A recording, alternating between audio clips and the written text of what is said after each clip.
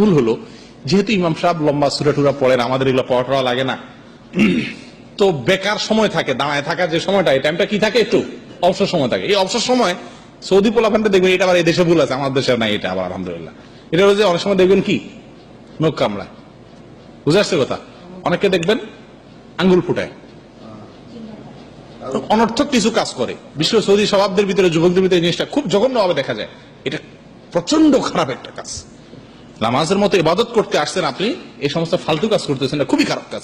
আল্লাহ রাসূল সাল্লাল্লাহু আলাইহি ওয়াসাল্লাম বলেছেন, লা তাফরাকা ওয়া আনতা ফিস সালাহ, তুমি নামাজে থাকা অবস্থাতে হাতের কি করবা না, এই সমস্ত আঙ্গুল ফুটাবা না।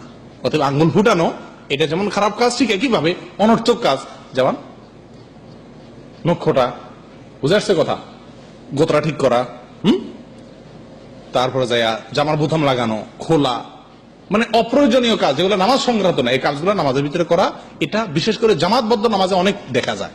কারণ ওই যে অবসর থাকে, ইমাম সাহেব কেরাত পড়ে, বেটা তো অবসর আছে, তো অবসর টাইমে এই কামগুলা করে। এক্ষেত্রে লক্ষ্য করতে হবে, কিছু কাজ করা যাবে। অনেকে আছে আবার একেবারে স্টিলের মধ্যে এরকম টাইট হয়ে দাঁড়ায় থাকে, না এত টাইট হইতেও বলা হয়নি, দরকারি কাজগুলা করা যাবে। যেমন কথার কথা, আপনার মোবাইলে ফোন আসছে, উচিত তো আগেই বন্ধ করা, যে কোনো ভাবে আপনি বন্ধ করতে পারেন নাই, আওয়াজ এসে গেছে, আপনি কি করবেন? অনেকে আছে দেখবেন আমাদের, বিশেষ করে বাংলাদেশ, ইন্ডিয়ানরা, এই দেশেও দেখা যায়, ওই বন্ধ করে না, একেবারে টাইট হয়ে দাঁড়ায় থাকে, এদিকে গান বাজতে আছে, সবার নামাজ শেষ করে দিচ্ছে। এটা একটা ভুল।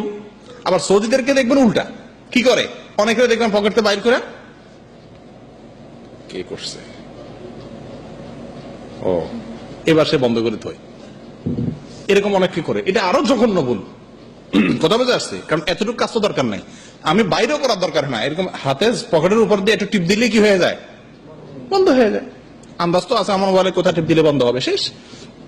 অতএব কাজটা করবেন, প্রয়োজনীয় কাজ করা যাবে। যেমন কথার কথা, আমাদের বিশেষ করে চুল মশায় কামড়ায়, মুছে দাঁড়ালে মশা বেচারা তো অন্য টাইমে চান্স পায় না, জামাতে নামাজে দাঁড়ালে বিশেষ করে চান্সটা নামাজ দাঁড়ালে একটু পায়। তো মনে করেন কামড় শুরু করে দিলে, এসি নাই, মশা থাক বেশি থাকে, তো কি করবেন? আপনাকে একেবারে স্টিল হয়ে দাঁড়িয়ে থাকতে বলে না কেউ, ব্যথায় ওদিকে ছিঁড়ে যাচ্ছে, কিসের নামাজ পড়বেন আপনি, মন আপনার ওখানে, ওই টাইমে আপনি কি করবেন?